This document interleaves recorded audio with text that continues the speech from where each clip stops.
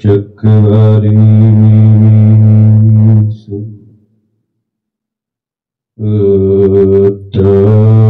गच्छन्तु देवता सद्धम्मं मुनिराजस सुनन्तु सुनन्तु सदमोक्षरं धम्मश्रवणकालो अयं भदन्ता धम्मश्रवणकालो अयं भदन्ता धम्मश्रवणकालो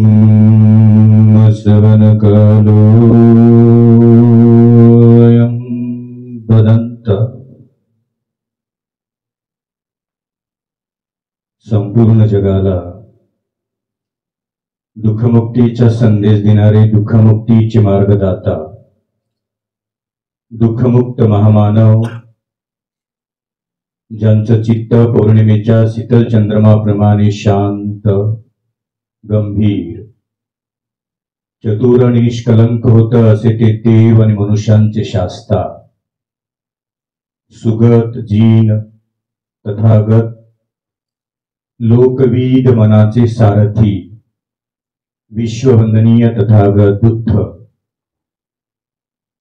तथागतांच्या शुद्ध प्रज्ञेतून प्रकाशित मानवी दुःखमुक्तीचा आर्य संदेश मध्यमा पटिपदा पर्योसत्थ बुद्ध उदान बुद्धवाणी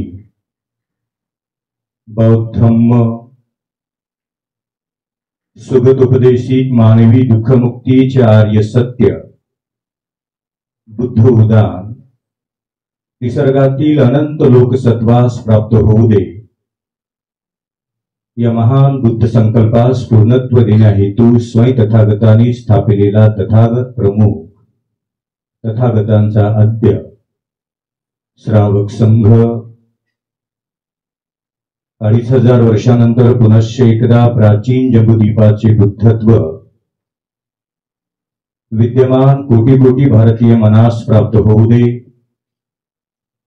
ज्या महापुरुषाच्या ऐतिहासिक धम्मक्रांती प्रभावाने प्राचीन जम्बूद्वीपाचे हे महान बुद्ध सत्य वर्तमान कोटी कोटी भारतीय मनास प्राप्त झाले आणि धन्य धन्य झाली ही भूमी असे ते धम्मचक्र परिवर्तनाचे अनुप्रवर्तक पूजनीय बोधिसत्व विश्वरत्न डॉक्टर बाबासाहेब आंबेडकर वर्तमान काळातल्या विद्यमान सामाजिक दृष्टिकोनाला प्रेझेंट करणारं प्रतिनिधित्व करणारं कृपाल आणि त्याची सर्व टीम मला वाटतं की आपण मोठ्याने टाळ्या वाजवून यांचा पहिल्यांदा सत्कारच करूया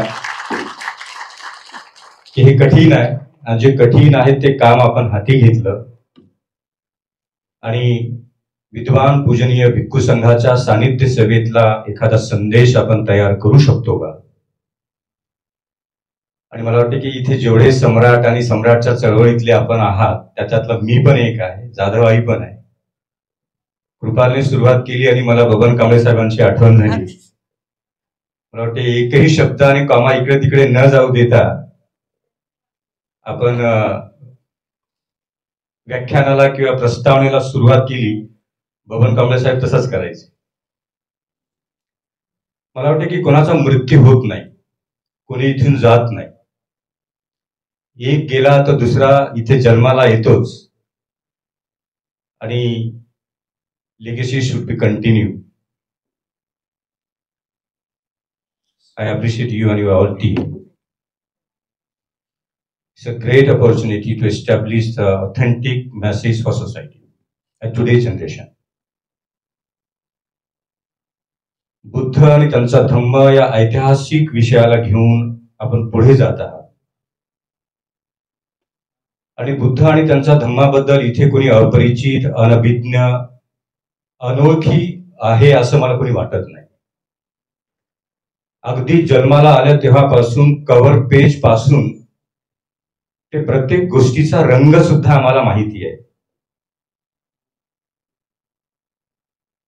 वाचल्यानंतर किती कळलं किती नाही कळलं हे माहित नाही, पण वर्षावास आला की प्रत्येक बुद्धविहारामध्ये कशाचं वाचन चाललं तर बुद्ध आणि त्यांचा धम्मग्रंथाचं वाचन चाललं. एका बुद्धविहारामध्ये 10 वेळा हा ग्रंथ वाचला. 11व्या वर्षी पण तेच वाचत आहेत पुन्हा.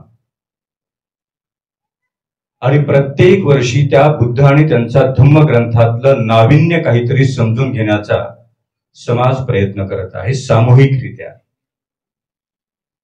आणि आजही याच वर्षावासातला संस्काराचा धागा पकडून आपण बुद्ध आणि त्यांच्या धम्मग्रंथावरती विद्वान लोकांकडून चर्चा घडवून आणण्याचा अत्यंत प्रशंसनीय प्रयत्न आपण करीत आहोत. बुद्ध आणि त्यांचा धम्मग्रंथ आज आम्हाला देऊन आमचा सन्मानही केला. हे खरं तर खूप चांगलं आहे. पुष्पगुच्छ आणि अन्य काही करण्यापेक्षा एका हातातला विचार दुसऱ्या हातात गेला की तो तिसऱ्या हातात जायला वेळ लागत नाही. आणि म्हणून पुस्तक रूपी सत्कार, पुस्तक रूपी सन्मान आणि पुस्तकाने दिलेला पुढचा मार्ग सन्मानाला कधी विसरत नाही.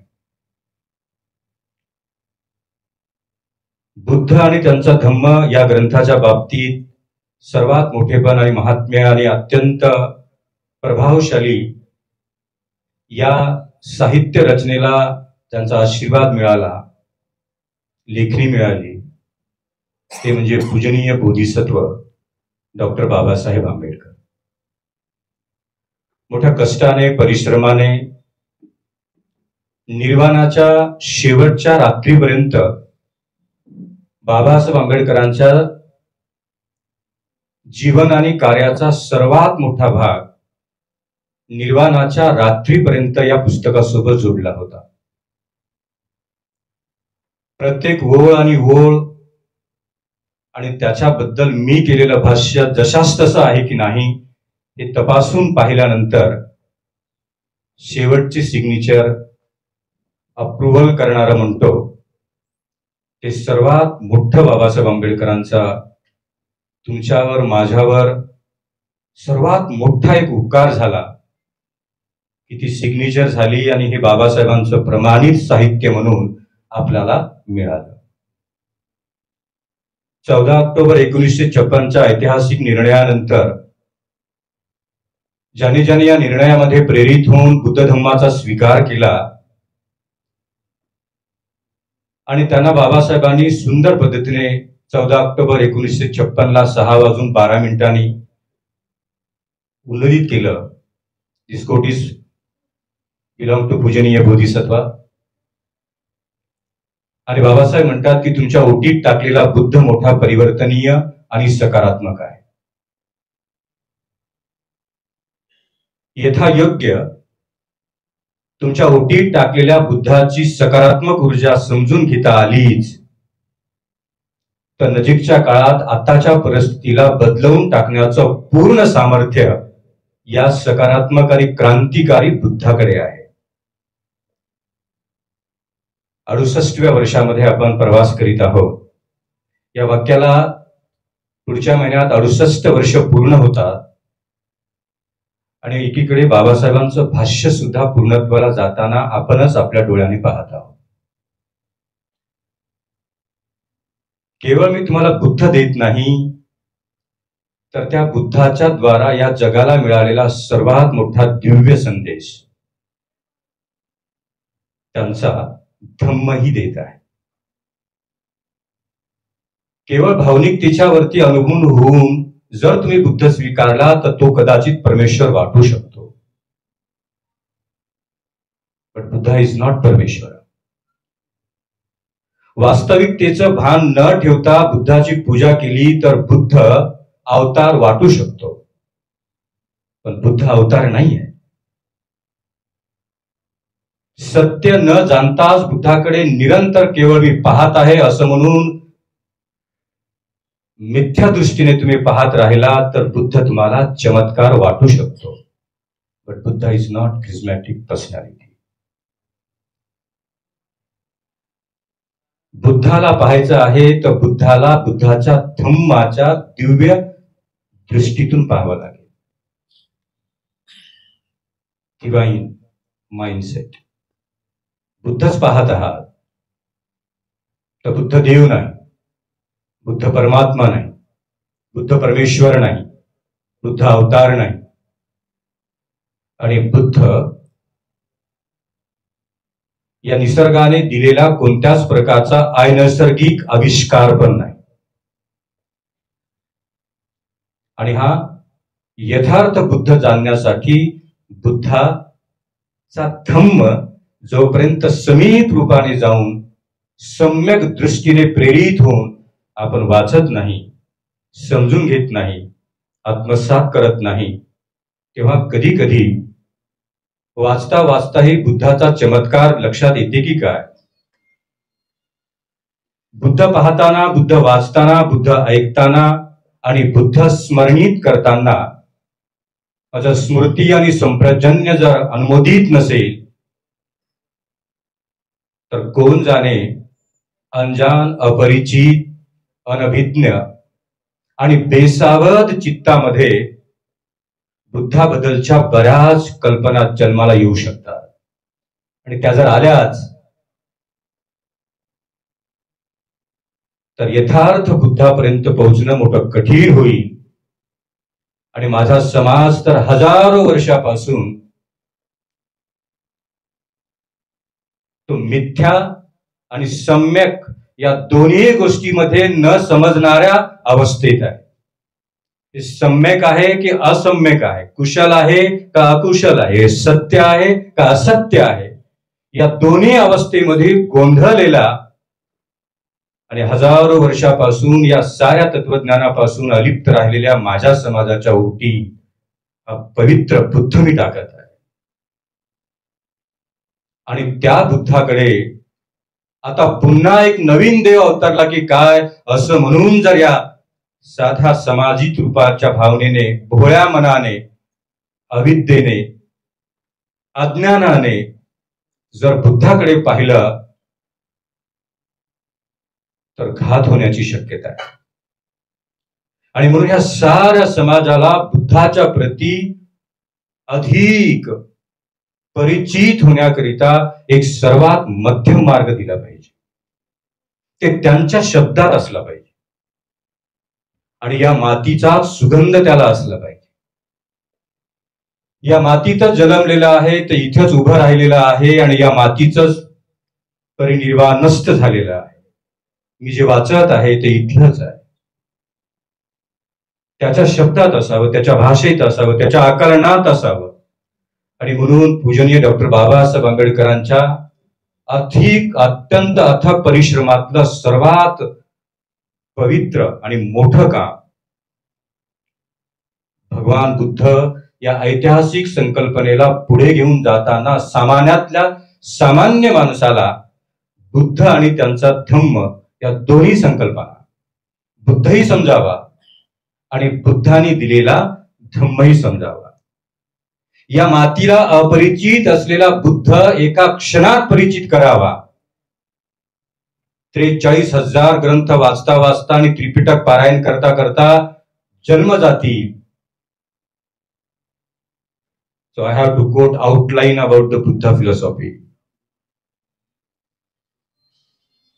आणि एकाच प्रयत्नातून जर बुद्ध समजला, एकाच प्रयत्नातून, तर या माझ्या साऱ्या समाजाला विद्वान समाज म्हणून पुढे येण्यासाठी बुद्ध आणि त्यांचा धम्म हा सर्वात उत्कृष्ट मार्ग आहे की जो त्यांना मदत करेल. कारण ते बुद्धं शरणं गच्छामी म्हणून उद्घोष केला, आता आम्ही बौद्ध झालो अशा प्रकारचं जगालाही सांगत सुटलात, पण त्या बुद्धांनी दिलेला धम्म अवगतच झाला नाही, त्याच्या प्रति मी परिचित झालोच नाही, तर माझं बुद्ध होणं केवळ बोलण्यापुरतं मर्यादित राहू शकते का? तू बौद्ध मी बौद्ध असं म्हणण्यापुरतं मर्यादित राहू शकते का? मोठ्या मोठ्याने जय जयकार करण्यापुरतं मर्यादित राहू शकते का? आता आपलं सारं दुःख, दैन्य वेशीला टांगणारा बुद्ध आपल्याला मिळाला असं म्हणून केवळ त्याचं दुःख वेशीला टांगल्या जाईल का? जोपर्यंत सामान्य माणसाच्या ओटीत टाकलेला बुद्ध आणि त्या बुद्धाचा धम्मरूपी आविष्कार जोपर्यंत कळत नाही, समजत नाही, तोपर्यंत या मातीतला बुद्ध या मातीला पूर्णपणे देताच येणार नाही. यथार्थ बुद्ध द्यावा लागणार. या मातीचा बुद्ध याच मातीला पुन्हा एकदा द्यायचा. आणि मग बाबासाहेब म्हणतात की तुमच्या डाव्या आणि उजव्या खांदीवरती मोठी प्रचंड जबाबदारी आहे. आता तुम्ही दीक्षा घेत आहात आणि तुम्ही स्वीकारलेला बुद्ध आणि इथून जाता जाता अंगीकारलेला बुद्धाचा धम्म दरेकाने दरेकाला दीक्षा देऊन या मातीचा बुद्ध या मातीला पुन्हा एकदा मार्गक्रमित करा. जर तो धम्म समजलाच नाही तर माझ्या डाव्या आणि उजव्या खांद्यावर बोधिसत्वाने कोणती जबाबदारी दिली हे समजणारच नाही. बुद्ध आणि त्यांचा धम्म अवगत झालाच नाही तर इथून पुढे पूजनीय डॉक्टर बाबासाहेब आंबेडकरांच्या विचाराला पूर्णत्व देण्यासाठी मला कोणता प्रयत्न करायचा हे मला कळणारच नाही. आणि म्हणून बाबासाहेब आंबेडकरांनी सुंदर एक वाक्य कोट केलंय. So I have to quote this. Babasaheb म्हणतात की I have trust of my people. They will sacrifice anything to establish Buddha again in India. I have trust of my people. ज्या वेळेला हे वाक्य बोललं गेलं त्यावेळेला इथे धन नाही, संपत्ती नाही, डिग्री नाही, विद्या नाही, पद नाही, प्रतिष्ठा नाही, परंतु पूजनीय बोधिसत्वांना या गोष्टीचा पूर्ण विश्वास होता आणि ते बाबासाहेबांनी बोलून दाखवलं. I have trust of my people. They will sacrifice anything to establish Buddha again in India. याच मातीचा बुद्ध याच मातीला पुन्हा एकदा परत देण्यासाठी माझा माणूस, माझे लोक, I have trust of my people. माझ्या लोकांबद्दल मला नितांत श्रद्धा आणि विश्वास आहे की ते या मातीतला बुद्ध या मातीला पुन्हा एकदा स्थापित करताना प्रत्येक गोष्टीचा त्याग करू शकतात. पैसा नाही, धन नाही, विद्या नाही, पद प्रतिष्ठा नाही, पण विश्वास आहे. आणि विश्वासातला बुद्ध आणि त्यांचा धम्म एकदा जर या मातीला मिळाला तर पुन्हा साऱ्या बुद्धाचं वैभव या मातीकडे परत करण्याचं पुण्य तुमच्या आणि माझ्या वाट्याला येऊ शकते. याचं भाष्य पूजनीय बाबासाहेबांनी. आणि म्हणून social interpretation about Buddha, Buddha आणि त्यांच्या धम्म ग्रंथात बुद्धाचं सामाजिक मत आणि बुद्धाचा सामाजिक प्रभाव याबद्दल बाबासाहेबांनी निक्षून लिहिले. इंटरप्रिटेशन अबाउट द कास्ट, माणसातच निर्माण केलेल्या जाती आणि त्या जातीतून हरवलेली माणसांची माणुसकी याबद्दल बाबासाहेबांनी प्रचंड मोठा प्रकाश या ग्रंथात दिला. आणि बाबासाहेब आंबेडकर लिहितात, what is the exactly core value of Buddhism. So Buddha always say, Buddha philosophy is not my religion. Buddha philosophy is not part of religious culture. Buddha philosophy is a finest finding of the Buddha, how to live sorrow free, how to live stress free, how to live anxiety free. What is the core idea of the Buddha philosophy? And that is humanity, not caste and religion. Buddha never called Buddha philosophy. What is the core value and importance of the Buddha philosophy? So Buddha philosophy is a core idea of humanity, nothing else. आणि या पूजनीय बुद्ध आणि त्यांच्या धम्म ग्रंथात पूजनीय बोधिसत्व निक्षून लिहितात की माझा प्रिय बुद्ध या साऱ्या माणसामध्ये जाऊन माणसातलं दुःख शोधतात आणि निक्षून सांगतात की भिक्खूनो, या समाजाचं दुःख पाहून त्याच्याकडे पाठ फिरून पळू नका, ते दुःख समजून घ्या, जाणा आणि त्या माणसाला दुःखातून मुक्त करण्याचा बुद्ध त्या माणसापर्यंत घेऊन जा, तेव्हाच तुमच्या बुद्धाचं अंतिम सत्य पूर्णत्वाला जाईल. It's a core value of the Buddha philosophy. It's a sorrow-free way of my life. If you want to come out from all sorrows and suffering, Buddha say, come to me. I will show you the way how to come out from all sorrows and suffering. बुद्धाने असं नाही म्हटलं की मी तुम्हाला एखादा धर्म देतो. बुद्ध म्हणाले दुःख मुक्तीचा मार्ग देतो.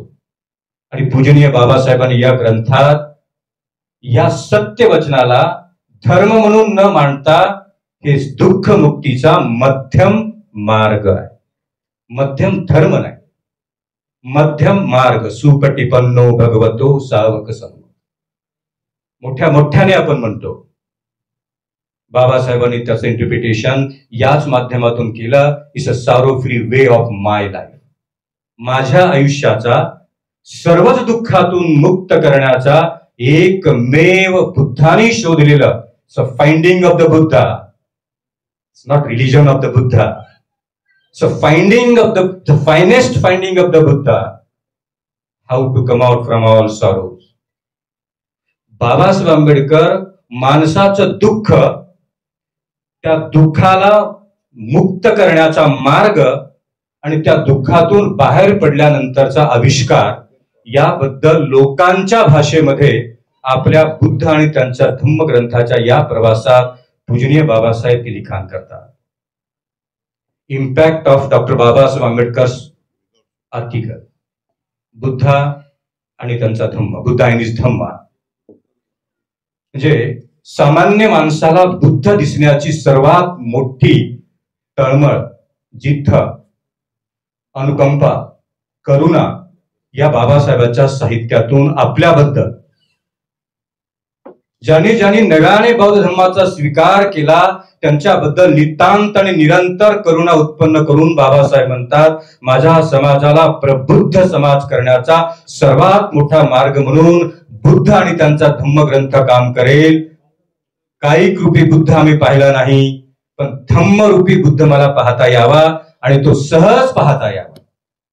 सहज खूप मोठा शब्द आहे, तो सहज पाहता यावा. आणि म्हणून डॉक्टर बाबासाहेब आंबेडकरांच्या या बुद्ध आणि त्यांच्या धम्मग्रंथाने सोप्या भाषेतला बुद्ध तुम्हाला आणि मला कळायला लागला. तुम्ही या तथागतांना आमच्या उजव्या बाजूला जे बुद्ध आहेत तुम्ही सहज पाहताय, परंतु काय कोण जाणे संयोजकाला काही भेटलं नाही वाटतंय. त्याच्या खाली 4 बुद्धाने धम्माच ठेवले ते दिसावं म्हणून की काय. अगेन बुद्धाच्या खाली 4 पुस्तकं ठेवले आणि मग बुद्ध वर आले. गणपती नाही ठेवला, बुद्धच ठेवला.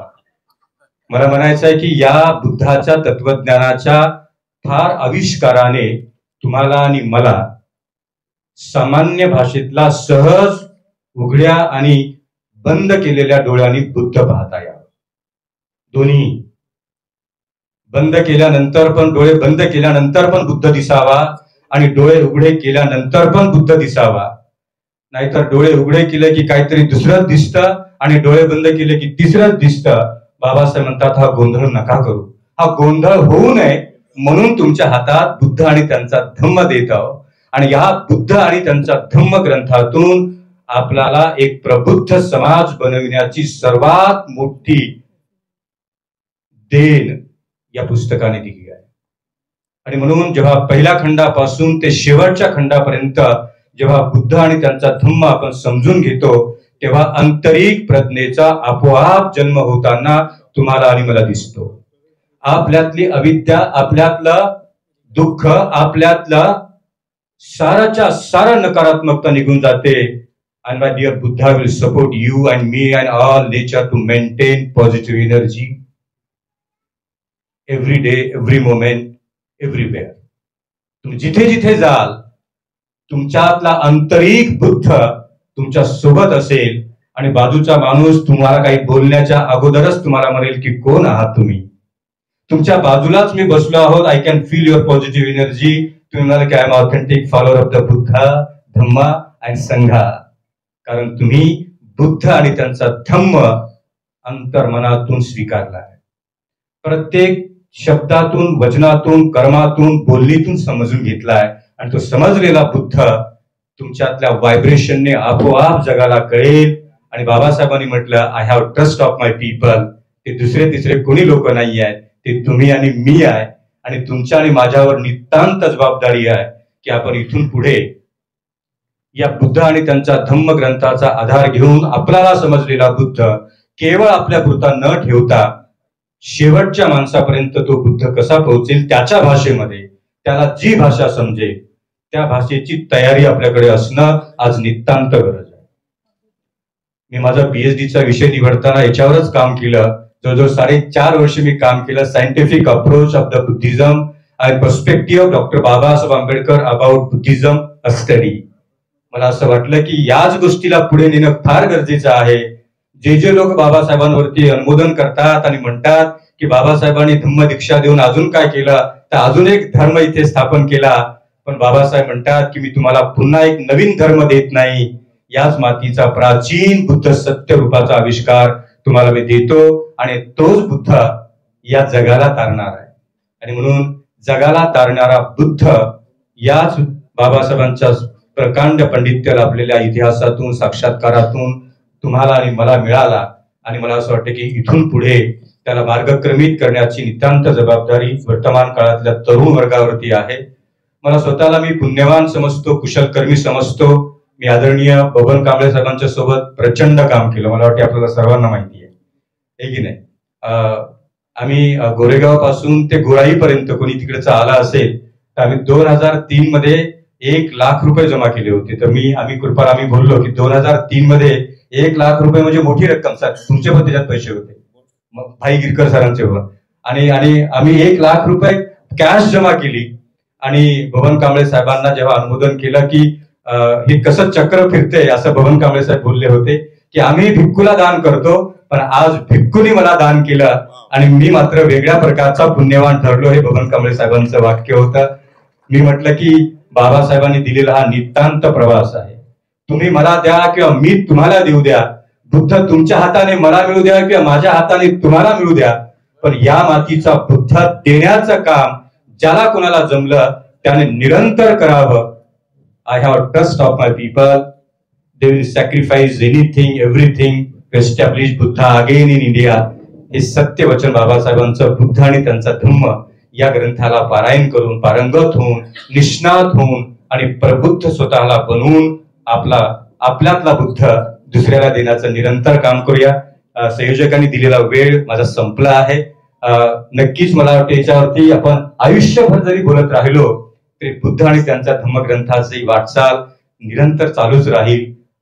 खर तर परिसंवाद, विचार असं म्हटलं की तिथे वेळेची मर्यादा येते आणि विद्वान लोक अजूनही अनुमोदित होतील. आपल्या सर्वांच्या प्रती, आयोजकाच्या प्रती, कृपा सर आपल्या प्रती मी अत्यंत अनुमोदित होतो. आणि जे काही तरुणांनी ठरवलं असेल, या समाजातला एक तरुण भिक्खू म्हणून, एक डॉक्टरेट भिक्खू म्हणून मला जे काही करण्याची संधी मिळेल तुमच्या सोबत, ते काही असू द्या, ते नक्कीच माझी करण्याची नितांत तयारी आहे. बाबासाहेबांच्या या क्रांतीला गतिमान करण्यासाठी मी कुठे आहे, मी कसा आहे, मी कोण आहे, मी किती मोठा आहे, या साऱ्या गोष्टी आपण बाजूला ठेवूया. मी केवळ बुद्ध आणि धम्म आणि संघाचा कायम सेवक राहून मी काम करण्याचा प्रयत्न करेल. असा जर संदेश आपण दिला तर ते बुद्ध आणि त्यांच्या धम्मग्रंथाचा शेवटचं जे वाक्य आहे ते पूर्णत्वाला जाईल. पुन्हा एकदा संयोजकाच्या प्रती अनंत मंगल मैत्री. वर्षावास 2024 या ऐतिहासिक प्रवासाच्या तुम्हाला कोटी कोटी शुभेच्छा, अनुमोदन, मंगल मैत्री सर्वांच्या प्रती. अनंत पुण्यमय, अनंत दानमय, अनंत कुशलाति पुण्यं, अनंत